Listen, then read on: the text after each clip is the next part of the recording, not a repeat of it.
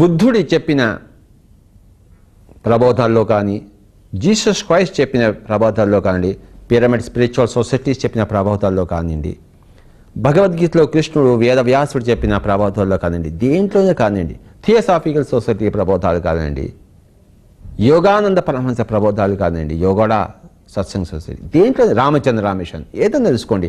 ధ్యానం అన్నది అసలు విషయం. కనుకనే ఈ సరి అయిన ధ్యానం అన్నది బుద్ధుడి అష్టాంగ మార్గంలో ఆ 8 పాయింట్లలో మోస్ట్ ఇంపార్టెంట్ పాయింట్, చివరి పాయింట్. బుద్ధుడి అష్టాంగ మార్గంలోని ఆ సరి అయిన ధ్యానము అన్న చివరి పాయింటే పిరమిడ్ స్పిరిచువల్ సొసైటీ మాస్టర్లకి మొట్టమొదటి పాయింట్ అయింది. కనుకనే పిరమిడ్ స్పిరిచువల్ సొసైటీస్ వారి 18 ఆదర్శ సూత్రాలు సరైన ధ్యానం చేయడము, చేయించడము అనేది మొట్టమొదటి పాయింట్. ధ్యానం అంటే ఏమిటి తెలుసుకుందాము. గుర్తుంచుకోండి, ధ్యానం అంటే ఇంగ్లీష్లో మెడిటేషన్ అంటాం. ధ్యానం అంటే ఈ యొక్క మనస్సును పరిశూన్యము చేయడం, making your mind empty, my dear masters. ఇక్కడ ఇది ఆలోచనల పొట్ట, ఇది తలుపుల పెట్టె. ఈ తలుపుల పెట్టెని ఆ ఖాళీ చేసేయాలి. ఈ ఆలోచనల పుట్టను ఆలోచన రహితము చేయాలి. దాని పేరు ధ్యానము. దీనికి సరి అయిన నిర్వచనము మహర్షి ఇచ్చాడు. ఏమిచ్చాడంటే యోగః చిత్త వృత్తి నిరోధః. యోగమనగా, ధ్యానమనగా చిత్త వృత్తులను నిరోధించడము, అంటే మన ఆలోచనను పరిశూన్యము చేయడము. అదే యోగము అనిపించుకుంటుంది. యోగివికా నాయన తపస్విభ్యోధికో యోగి జ్ఞానిభ్యోపి మతోధికః కర్మభ్యశ్చాధికో యోగి తస్మాత్ యోగీ భవ అర్జున. కనుక అర్జున యోగివిక అన్నప్పుడు నువ్వు నీ చిత్తవృత్తులను నిరోధించు నాయనా అని కృష్ణుడు అర్జునుడు చెప్తున్నాడు. Make your mind empty. 24 గంటలు ఆ ఫ్యాన్ తిరుగుతూ ఉంటే అది కాలిపోతుంది. అవసరం ఉన్నప్పుడు ఫ్యాన్ పెట్టుకోవాలి, లేనప్పుడు స్విచ్ ఆఫ్ చేయాలి. 24 గంటలు లైట్స్ ఆన్గా ఉంటే కాలిపోతాయండి. అవసరం ఉన్నప్పుడు లైట్ వేసుకుంటాం, అవసరం లేనప్పుడు తీసేస్తాం. 24 గంటలు మాట్లాడుతూ ఉంటే ఈ శరీరం దెబ్బతింటుంది. అవసరం ఉన్నప్పుడు మాట్లాడాలి, లేకపోతే ఈ యొక్క నోటిని స్విచ్ ఆఫ్ చేయాలి.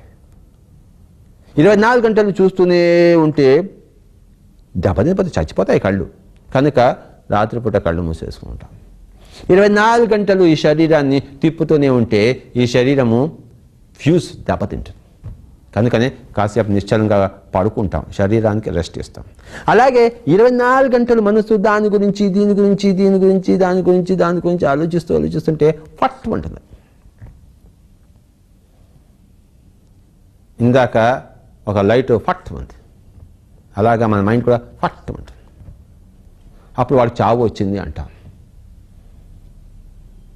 వాడి మైండ్ ఎందుకు ఫట్ కావాలి? స్విచ్ ఆఫ్ ఎందుకు కావాలి? ఫ్యూజ్ ఎందుకు ఎగిరిపోవాలి? ఫ్యూజ్ ఎగిరిపోతే మళ్ళీ కొత్త బల్బు వేసుకుంటాం, ఇంకా ఆ బల్బు పనికిరాదు. ఇక్కడ మైండ్ ఫట్ అందంటే వాడు చచ్చిపోయాడు రా అంటాం, వాడు పైకి వెళ్ళిపోతాడు. ఇంకా ఈ శరీరం శవం అవుతుంది. ఈ శరీరాన్ని కొన్ని లక్షల సంవత్సరాల వరకు మనం హాయిగా సంరక్షించుకుంటే, సరైన తిండి తింటే, సరైన మాటలు మాట్లాడితే, ఆ మనసుకి ఆ మైండ్కి రెస్ట్ ఇస్తే, శరీరానికి రెస్ట్ ఇస్తే ఎన్ని లక్షల సంవత్సరాలైనా ఇది పనిచేస్తుంది. ఈ మనస్సుకి రెస్ట్ ఇవ్వడమే ధ్యానము. కంపల్సరీ అది. ఎలాగైతే శరీరానికి నిద్ర కంపల్సరీయో, ఈ యొక్క మనస్సుకి, ఈ యొక్క మెదడుకి, ఈ యొక్క మైండ్కి ధ్యానం అనేది కంపల్సరీ, ఈక్వలీ కంపల్సరీ. రెస్ట్ కావాలి. కనుక ఈ చిత్తవృత్తులను నిరోధించడము, నో థాట్స్, ఏ ఆలోచనలు లేవు. ఇది ఆలోచిస్తుంటుంది, ఏ ఆలోచనలు లేవు. ధ్యానం ఎలా చేస్తాము? నడుస్తూ చేస్తామా? చెయ్యం. ఏం చేయాలి? దానికి కూర్చోవాలి, హాయిగా కూర్చోవాలి. ఇలా కూర్చున్నాం కదా, ఎంత బాగుందో, ఇలా కాళ్ళు ఆ పాదాలు రెండు క్రాస్ చేసుకోవచ్చు, ఇలా చేతులు రెండు క్రాస్ చేసుకోవాలి, ఇక మరి కళ్ళు రెండు మూసుకోవాలి, ఇక మరి ధ్యానానికి ఉపక్రమించాలి. ఇది ఇలా కూర్చోవడం అనేది ధ్యాన ముద్ర. లేదు కింద కూర్చోవచ్చు, ఇలానే కూర్చోవాలంటే మరి ఇలా హాయిగా ఇలా కూర్చోండి, శుభ్రంగా కూర్చోండి, బాగా సపోర్ట్ తీసుకోండి, ఒక గోడ సపోర్ట్ తీసుకోండి, చెట్టు సపోర్ట్ తీసుకోండి, ఇలా కూర్చోండి, హాయిగా కూర్చోవచ్చు. ధ్యాన ముద్ర గురించి తెలుసుకుందాం. ఇలా హాయిగా కూర్చోవడం, ఇలా కూర్చోగలిగితే, ఇలా కూర్చోలేకపోతే కింద కాళ్ళు పెట్టుకుని కూర్చోవచ్చు, ఇలా ఇలా కూర్చోవచ్చు, ఇలా పాదాలు రెండు క్రాస్ చేసుకోవాలి. ఏ కాలు పెట్టాలే కాదు, ఏ కాలు అయినా ఇటువైపున పెట్టుకోవచ్చు. కుడి కాలికి ఎడమ కాలికి ఏం తేడా ఏమీ లేదు. లేదు ఇలా వ్రేళ్లలో వ్రేళ్ళు పెట్టుకోవాలి. కొంతమంది ఇలా పెట్టుకోవాలా, ఇలా పెట్టుకోవాలా, ఇలా పెట్టుకోవాలా అంటారు. ఇది అధమ పక్షం, ఇది మధ్యమ పక్షం, ఇది ఉత్తమ పక్షం. కనుక అన్ని వేళ్ల లోపలికి పోవాలి. మై డియర్ ఫ్రెండ్స్, ఇలా హాయిగా కూర్చున్నాం అనుకోండి, కొంతమంది ఏమంటారు ఇలా నిటారుగా కూర్చోవాలా అండి అంటారు. నిటారుగా కూర్చుంటే వెన్నెముక నొప్పి పెడుతుంది. కనుక ఈ ధ్యాన ముద్రలో ఇలా కూర్చున్నప్పుడు హాయిగా బ్రేడలో వేలు పెట్టుకుని కూర్చోవాలన్నమాట.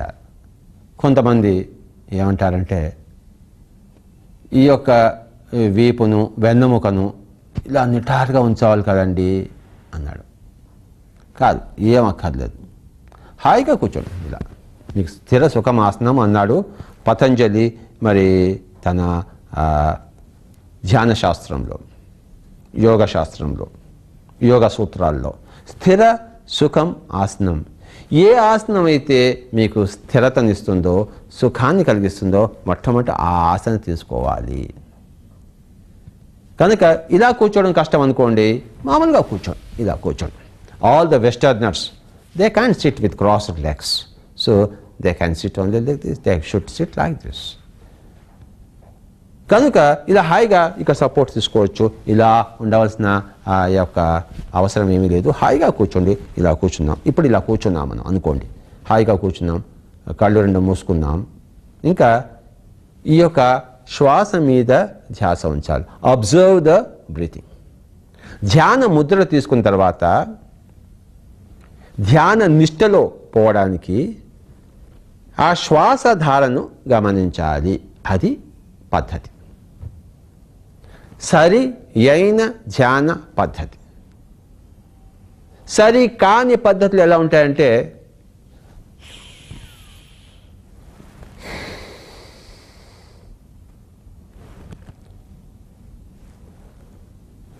ఓం హం సో, ఇవన్నీ రాంగ్.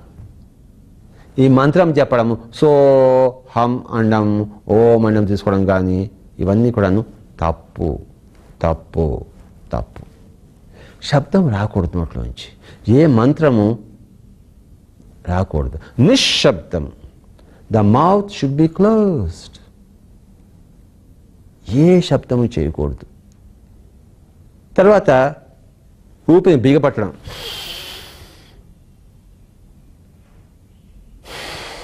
ఇలాంటివి ఏం చేయకూడదు. ఇవన్నీ కూడాను ప్రకృతికి విపరీతమైన చేష్టలు, ప్రకృతికి విరుద్ధమైన చేష్టలు.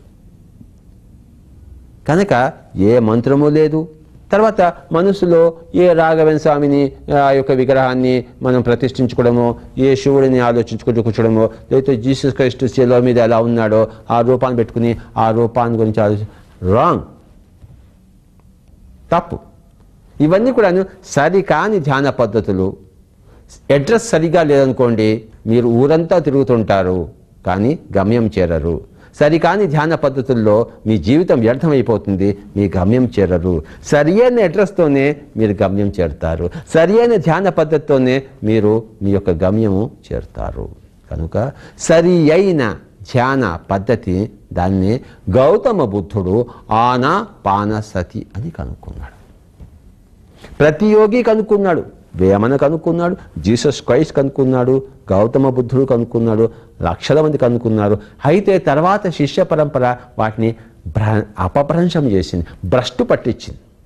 కనుక ఈరోజు ఇన్ని మతాలు అయిపోయాయి, ఇన్ని విధానాలు అయిపోయాయి, అంతా సర్వనాశనం అయింది. కనుక my dear friends, pyramid spiritual societies వారు సరి అయిన ధ్యాన విధానాన్ని మళ్ళీ వెనక్కి తీసి మన భూగర్భంలో దాగిన ఆ మణిని తవ్వి తీసి ఆ మణిని అందరికీ ప్రదానం చేస్తున్నారు, ప్రసాదం ఇస్తున్నారు. కనుకన సరి అయిన ధ్యాన విధానము ఆనాపానసతి, సుఖమైన ధ్యానముద్ర, కళ్ళు రెండు మూసుకోవడము, ఏ మంత్రము లేకపోవడము, మనసులో ఏ ఇష్టదేవతను ప్రతిష్ఠించుకోకుండా మనసును పరిశూన్యం గావిస్తూ శ్వాస మీద ధ్యాస. గౌతమ బుద్ధుడు దీనిని ఆనాపాన సతి అన్నాడు. ఆన అంటే ఉచ్ఛ్వాస, అపాన అంటే నిశ్వాస, సతి అంటే కూడుకుని ఉండడము, మన ఉచ్ఛ్వాస నిశ్వాసలతో కూడుకుని ఉండడం, సున్నితమైన సహజమైన స్వాభావికమైన ఆ శ్వాసధారతో ఏకమై ఉండడం. దీన్నే శ్వాసానుసంధానం అంటాం. Being with the breath. కుంభకరహితమైన పూరక రేచకాత్మకమైన సుఖమయ ప్రాణాయామము. హాయిగా కూర్చోవాలి, కళ్ళు రెండు మూసుకోవాలి. ఇక ఏ ఆలోచన లేకుండా ఇక్కడ నేను ఆఫీస్కి వెళ్ళాలి, ఆఫీస్ నుంచి రావాలి, డబ్బు సంపాదించాలి, అవన్నీ పక్కన పెట్టాను. Switch off. ఇప్పుడు వాటి అవసరం లేదు. నేను షాపులో లేను వ్యాపారం గురించి ఆలోచించడం కోసం, నేను పొలంలో లేను వ్యవసాయం గురించి ఆలోచించడానికి, నా పెళ్ళాం పక్కన లేను నా పెళ్ళాం గురించి ఆలోచించడం కోసం, కనుక నేను రోడ్డు మీద లేను ట్రాఫిక్ గురించి ఆలోచించడం కోసం. నేను ఇప్పుడు ధ్యానంలో ఉన్నాను, ఏ పని లేదు. ధ్యానం అనేది నా పని. ఇక్కడ చిత్తవృత్తి నిరోధం, నో థాట్స్ వాట్స్ ఎవర్. అన్ని ఆలోచనలకి స్వస్తి చెప్పి కళ్ళు రెండు మూసుకొని బ్రేడ్లలో బ్రేడ్లు పెట్టేసి హాయిగా కూర్చొని సుఖాసనంలో మరి ధ్యాన ముద్రలో చక్కగా కూర్చుంటూ ఇంకా ధ్యాన నిష్ట కోసం శ్వాసానుసంధానం. శ్వాసానుసంధానం ద్వారా ధ్యాన నిష్ట. ధ్యానం అంటే చిత్తవృత్తి నిరోధం, making your mind empty. My dear friends, హాయిగా కూర్చోవాలి. కూర్చొని కళ్ళు రెండు మూసుకొని శ్వాస మీద ధ్యాస. ఎంత వీలైతే అంత, 10 నిమిషాలు, 15 నిమిషాలు, 20 నిమిషాలు, గంటో, 3 గంటలో, 4 గంటలో. ముఖ్యంగా ఎవరి వయసు ఎంత ఉందో అన్ని నిమిషాలు తప్పకుండా కూర్చోవాలి. అంటే 5 ఏళ్ల పిల్లలు 5 నిమిషాలు, 10 ఏళ్ల పిల్లలు 10 నిమిషాలు, 20 ఏళ్ల పిల్లలు 20 నిమిషాలు, 30 ఏళ్ల పిల్లలు 30 నిమిషాలు, 40 ఏళ్ల పిల్లలు 40 నిమిషాలు, 50 ఏళ్ల వాళ్ళు 50 నిమిషాలు, 70 ఏళ్ల వాళ్ళు 70 నిమిషాలు విధిగా చేయవలసిందే. That is the critical amount. అన్నం ఉడకాలంటే ఎంతసేపు పెట్టాలి కదా. అలా పెట్టి అలా తీస్తే ఎలా ఉడుకుతుంది? ఇలా కూర్చుని అలా మన కళ్ళు తెరిస్తే ధ్యానం వస్తుందా? కనుక ఎవరి వయసు ఎంత ఉందో అన్ని నిమిషాలు ఖచ్చితంగా కూర్చోవాలి అన్నది పిరమిడ్ స్పిరిచువల్ సొసైటీస్ వారి ఒకానొక సజెషన్. సామూహికంగా ధ్యానం చేస్తున్నప్పుడు ఎక్కువ చిన్నపిల్లలు ఉంటే ఒక 10-15 నిమిషాలు ధ్యానం సరిపోతుంది. ఎక్కువగా పెద్దవాళ్ళు ఉంటే ఒక 45 నిమిషాలు, అర్ధగంట చేసుకోవచ్చు. మనం ఒక్కళ్ళు ఉన్నప్పుడు, ఏకాంతంగా ఉన్నప్పుడు తప్పకుండా మన వయసు ప్రకారం, ముఖ్యంగా ముసలి వాళ్ళు, ఎక్కువ వయసు ఉన్నవాళ్ళు, 50 ఏళ్ల వాళ్ళు 50 నిమిషాలు, 70 ఏళ్ల వాళ్ళు 70 నిమిషాలు ఖచ్చితంగా కూర్చుంటే కానీ ఆ మనసు ఒక శాంతమైన పక్వమైన స్థితికి రాదు. కనుక ఈ యొక్క సూత్రాన్ని తప్పకుండా అర్థం చేసుకోవాలి. ఎంత సమయం కేటాయించాలో అంత సమయాన్ని కేటాయించాలి. తర్వాత చీకటి చేసుకోవాలి, లైట్లు ఆఫ్ చేసుకోవాలి, కర్టన్లన్నీ వేసుకోవాలి. అందుకే ఋషులు పూర్వకాలంలో గుహల్లోకి పోయేవాళ్ళు, అక్కడ చీకటి ఉంటుంది. కనుక మై డియర్ ఫ్రెండ్స్, చక్కగా చీకటి చేసుకోండి. ఇంకా సావధానంగా కూర్చోండి. ఇంకో 2 గంటలు 2 నిమిషాలు ఎక్కడికైనా పోవాలనుకుంటే ఇప్పుడు కూర్చుంటే ఏమీ లాభం లేదు. కనుక అలా కాకుండా ప్రయాణంలోకి పోతున్నాము, ఇక్కడి నుంచి వరంగల్కి వెళ్ళాలి, 3 గంటల ప్రయాణం, ఏం చేస్తాం? హాయిగా కూర్చుంది అందులోనే ఒక పక్క ప్రయాణం జరుగుతుంటుంది, ఇంకో పక్క మనం ధ్యానం, కళ్ళు రెండు మూసుకుని కళ్ళకి విశ్రాంతినిచ్చి శ్వాస మీద ధ్యాస, అబ్జర్వ్ ద బ్రీతింగ్. వరంగల్ పోయేసరికి మీకు బోల్డ్ అంత శక్తి వస్తుందన్నమాట. కనుక ఈ ప్రయాణ సమయాన్ని ఎంతైనా ఉపయోగించుకోవచ్చు. ట్రైన్లో పోతున్నప్పుడు, ఫ్లైట్లో పోతున్నప్పుడు, కారులో పోతున్నప్పుడు, బస్సులో పోతున్నప్పుడు ఆ సమయాన్ని ఎంత చక్కగా ధ్యానంలో వినియోగించుకోవచ్చో చెప్పనలవి కాదు మై డియర్ ఫ్రెండ్స్. కనుక నిర్ణీత సమయంలో వర్క్ చేసుకోవడం, తర్వాత చీకటి చేసుకోవడము, హాయిగా కూర్చోవడము, ఏ మంత్రం చెప్పకపోవడము, ఇవన్నీ కూడాను ధ్యాన ముద్రకి సంబంధించినవి. ఒక మనిషికి తగలకుండా కూర్చోవాలి. వీలైతే బస్సులో పక్కన కూర్చున్నాం అనుకోండి, అయినా పర్వాలేదు, అది విధి కాని పరిస్థితి. కానీ ఇంటి దగ్గర కూర్చున్నప్పుడు, సామూహికంగా ఉన్నప్పుడు ఒక మనిషి తగలకుండా కూర్చుంటే కాస్త మంచిది. తర్వాత కొంతమంది ఏమంటారు, కొంతమంది మాకు ఇలా కూర్చున్నామండి చాలా కాళ్ళు నొప్పులు పెడుతున్నాయి అంటే కొంచెం వాళ్ళు ఇలా చేసుకోవచ్చు, మళ్ళీ కూర్చోవచ్చు. కదలకుండానే కూర్చోవాలి అన్న నియమం ఎక్కడా లేదు. కళ్ళు మట్టుకు ఇప్పకూడదు, చేతులు ఇప్పకూడదు, కళ్ళు ఇప్పకూడదు. మళ్ళీ కాళ్ళు కాస్త సర్దుకోవచ్చు, కాస్త కొంచెం ఇలా చేసుకుని మళ్ళీ కూర్చోవచ్చు. కళ్ళు మట్టుకు ఇప్పరాదు మధ్యలో. కనుక ఇవన్నీ కూడాను ధ్యాన ముద్రకు సంబంధించిన విషయాలు మై డియర్ ఫ్రెండ్స్. ధ్యాన ముద్ర అంటే సుఖమైన ముద్ర. అది ఇంకా గంట వరకు మీరు హాయిగా ఆ ముద్రలు స్థితముగా కూర్చొనవలే. స్థిర సుఖం ఆసనం, స్థిరమైనది సుఖమైనది ఆసనం అనబడుతుంది. కనుక ఆ ఆసనం తీసుకుని ఏ పద్మాసనం వేయవలసిన అవసరం ఏమీ లేదు. ఈ కాలు తీసి ఇటు పెట్టి, ఆ కాలు తీసి పెట్టి అలా ఇలా తిన్నగా కూర్చుంటేనే, వెన్నెముక విరిచేస్తేనే అది ధ్యానం. అది ఖచ్చితంగా కానే కాదు. ఏ పద్మాసనం అక్కర్లేదు, ఏ వెన్నెముకను విరవక్కర్లేదు. హాయిగా కూర్చోవాలి, కళ్ళు రెండు మూసుకొని శ్వాస మీద ధ్యాస. ఇప్పుడు మనం ఈ యొక్క ధ్యానంలో ఏం జరుగుతుందో, అసలు పరిస్థితి ఇక్కడ ఏమవుతుందో అక్కడికి వెళ్దాం. ఇప్పుడు ఇంకా హాయిగా ధ్యానంలో కూర్చున్నాము, కళ్ళు రెండు మూసుకున్నాము, ఏ మంత్రము లేదు, మనసులో ఏ రూపం లేదు. ఆ యొక్క శ్వాస మీద ధ్యాస, శ్వాసను బిగపట్టడం లేదు, శ్వాస మీద ధ్యాస. మనసు పరిపరి ఆలోచనలు చేస్తుంటుంది, ఇంటి దగ్గరికి వెళ్తుంది. కానీ ఇప్పుడు ఇంటి మీద ధ్యాస వద్దు, శ్వాస మీద ధ్యాస. మనసు పెళ్ళాం దగ్గరికి వెళ్తుంది, కానీ ఇప్పుడు పెళ్ళాం మీద ధ్యాస వద్దు, శ్వాస మీద ధ్యాస. పిల్లలు స్కూల్కి వెళ్ళారు, ఏమవుతుందో, ఏం చేస్తాం మనం? వస్తావో లేకపోతే లేదు, మనం ఏం చేయగలం ఇక్కడ కూర్చుని. కనుక పిల్లల మీద ధ్యాస వద్దు, మరి శ్వాస మీద ధ్యాస. రేపు ఏమవుతుందో, అప్పులు ఎలా తీర్చాలో, ₹1,00,000 అప్పు, ఏం చేస్తాం? చేయగలిగితే అందరి దగ్గరికి వెళ్తాము, లేదు అంటే ఇప్పుడు మనం కూర్చున్నాం ఇక్కడ ధ్యానంలో కూర్చుంటూ ₹1,00,000 అప్పు అంటే అలా. కనుక భవిష్యత్తు గురించి ఆలోచనలు వద్దు. గతించిన దాని గురించి, నిన్న వాడు నన్ను తిట్టాడే, వాడు నన్ను కొట్టాడే, రోడ్డు మీద అవమానం చేశాడే, ఇప్పుడు దాన్ని తలుచుకుంటే లాభం ఏమిటి? ఏదైనా చేతతో మళ్ళీ వాడిని నన్ను తన్నాలి. ఇప్పుడు మటుకు ఆ ఆలోచనలు వద్దు. గతించిన వాటి గురించి, మరి రాబోయే వాటి గురించి, ఎక్కడో ఉన్న చోట వాటి గురించి, ఇవన్నీ కూడాను ఆలోచనలు ముసుడుతూ ఉంటాయి అన్నమాట. ముఖ్యంగా కళ్ళు మూసుకోగానే ముసుడుతుంటాయి. వాటన్నిటినీ cut cut cut cut cut చేస్తూ శ్వాస మీద ధ్యాస. ఇంటి గురించి ఆలోచన వచ్చింది, రాకూడదు, శ్వాస మీద ధ్యాస. పెళ్ళాం గురించి ఆలోచన వచ్చింది, ఆఫీస్లో బాస్ గురించి ఆలోచన వచ్చింది, నో థాట్స్, ఆలోచన కట్ చేయవలే. ఇది ఆలోచించే సమయం కాదు, ఆలోచన రహిత స్థితిలో ఉండే సమయం, ధ్యాన సమయము. కనుక శ్వాస మీద ధ్యాస. ఇలా కూర్చుంటుంటే మొట్టమొదటిలో నిమిషానికి 100 ఆలోచనలు వచ్చాయనుకోండి, మెల్లిమెల్లిగా నిమిషానికి 80 ఆలోచనలు, నిమిషానికి 60 ఆలోచనలు, నిమిషానికి 20 ఆలోచనలు, నిమిషానికి 5 ఆలోచనలు, 2 ఆలోచనలు, అలా అలా వాటి యొక్క ప్రెషర్ తగ్గుతుంది. చివరికి ఒక అనుక స్థితి వచ్చేస్తుంది, ఆలోచనలే లేవు. No thoughts whatsoever. The mind has become empty. కనుక చిత్త వృత్తి నిరోధము జరిగినది. ఆ నిరోధింపబడిన స్థితిలో మనమున్నాము. దాని పేరే ధ్యాన స్థితి.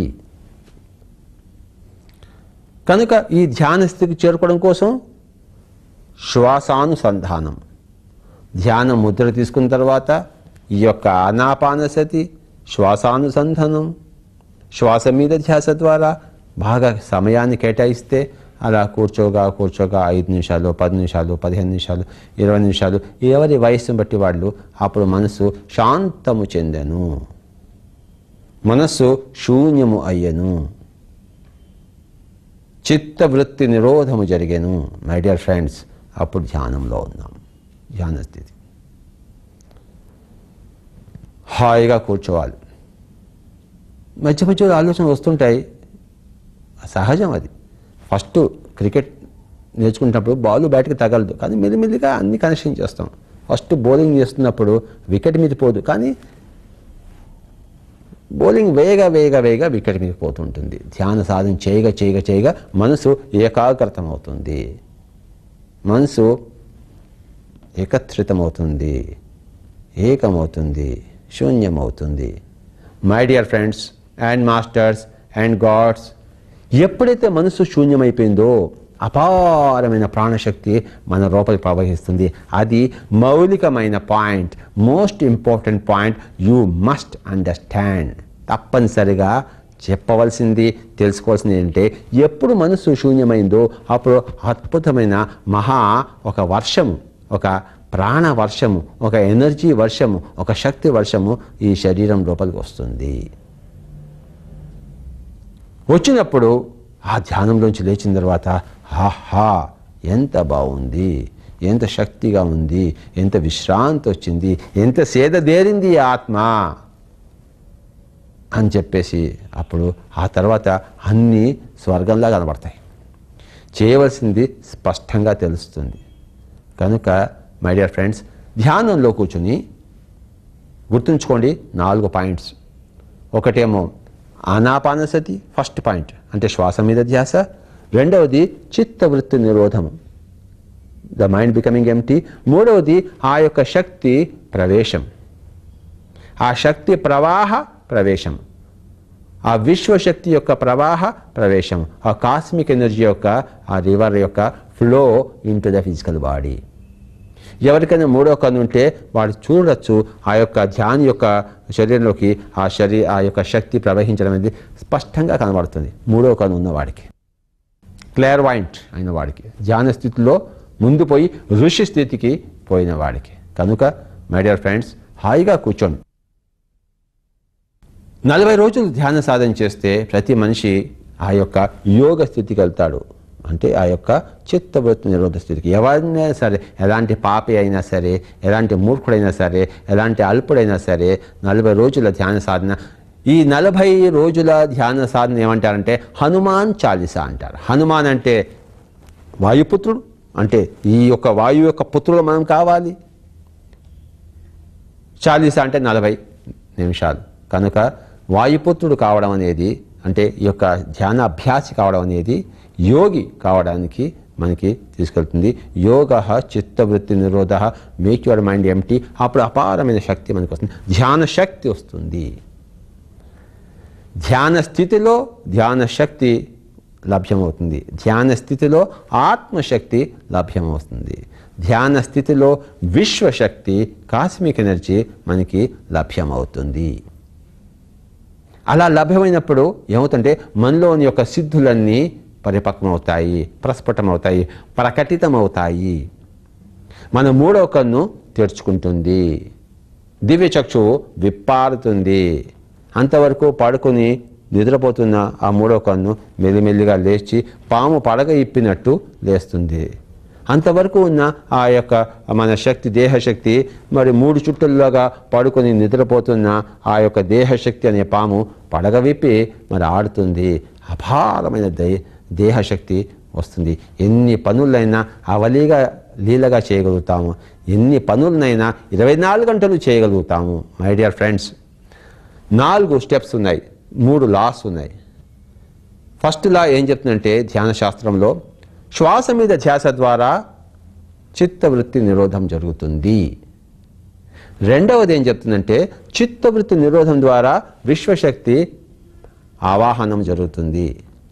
మూడవది ఏం చెప్తుందంటే విశ్వశక్తి యొక్క ఆవాహనం ద్వారా మనలోని శక్తులన్నీ, సిద్ధులన్నీ విజృంభిస్తాయి. కనుక these are the 3 laws of meditation. కనుక my dear friends and masters and gods of this Andhra Pradesh, ఈరోజు ఈ ధ్యాన విషయం గురించి మనం తెలుసుకున్నాం. తెలుసుకోవాల్సిన విషయం ఏమిటంటే ధ్యానం అంటే పూజ కాదు. హారతి పెట్టడము, గంట మోగించడము, పూలంతా విగ్రహానికి పెట్టడము. ధ్యానం అంటే పూజ కాదు. ధ్యానం అంటే స్తోత్రం కాదు. భగవంతుడా, దశరథ పుత్రుడా, సీతాపతి, రావణ సంహారి, లోక కళ్యాణకారి అని చెప్పేసి స్తోత్రాలు చేయడం, పాటలు పాడడం, భజన చేయడం కానే కాదు ధ్యానం అంటే. ధ్యానం అంటే నామస్మరణం కాదు. ఓం రామ్ రామ్ రామ్, ఇది ధ్యానం కాదు. ఏ వ్రతము కాదు. ధ్యానం అంటే నామస్మరణ కాదు, మంత్ర జపం కాదు. ఓం భూర్భువ తత్సవితుర్వరేణ్యం భర్గో దేవస్య ధీమహి ధియో యో నః ప్రచోదయాత్ అనే గాయత్రి మంత్రం కాదు. లా ఇలాహ ఇల్లల్లాహ్ ముహమ్మదుర్ రసూలుల్లాహ్ మాలికి యౌమిద్దీన్ ఇయ్యాక నఅబుదు వయ్యాక నస్తయీన్ అనే నమాజ్ చెప్పడం కాదు. ధ్యానం అంటే చక్కటి ధ్యాన ముద్రలో కూర్చొని కళ్ళు రెండు మూసుకొని గంట, 2 గంటలు, 3 గంటలు, 10 గంటలు, 5 నిమిషాలు, 10 నిమిషాలు, వాట్ ఎవర్ ఇట్ మేబీ చక్కగా ఇక్కడ నిశ్శబ్ద స్థితి, ఏ ఆలోచనలో దేవు ఆ యొక్క అపారమైన విశ్వశక్తిని తీసుకోవడము, ఇది ధ్యానం అనబడుతుంది. బుద్ధుడు చేసింది పూజలు కాదు, వ్రతాలు కాదు, దానాలు కాదు, స్తోత్రాలు కాదు, నామస్మరణలు కాదు, మంత్ర జపములు కాదు, ధ్యానము. ధ్యానం ఒక్కటే ఆధ్యాత్మిక విజ్ఞానాన్ని, అనుభవాన్ని, శాస్త్రాన్ని తెలుసుకునే విధానం. Only meditation. కనుక ధ్యానము ద్వారా ఆధ్యాత్మికతను తెలుసుకుంటాం. ఎక్కడ ధ్యానము లేదో అక్కడ ఆధ్యాత్మికత ఏమీ తెలియబడదు. ఆవగింజ అంత మాత్రం కూడా తెలియబడదు. కానీ ఎక్కడైతే ధ్యానం విశేషంగా ఉందో, నిరతము ఉందో, అసిధారావ్రతంగా ఉందో అక్కడ ఆధ్యాత్మికత అనేది, ఆ శాస్త్రం అనేది మేరు పర్వతం అంతా మనం సంపాదించుకుంటాం.